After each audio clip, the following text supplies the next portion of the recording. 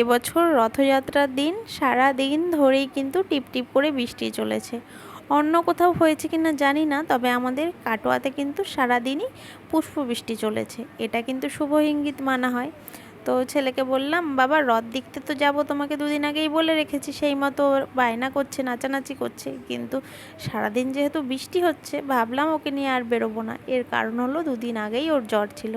তো বাড়ির সামনে দিয়ে যে ছোট ছোট রথ যাচ্ছিল সেগুলো দেখেই ওকে ভুলিয়ে রেখেছিলাম যে তুমি বড় রথ দেখতে যাওনি তো কি হয়েছে, তুমি তো অনেক ছোট ছোট রথ দেখেছো।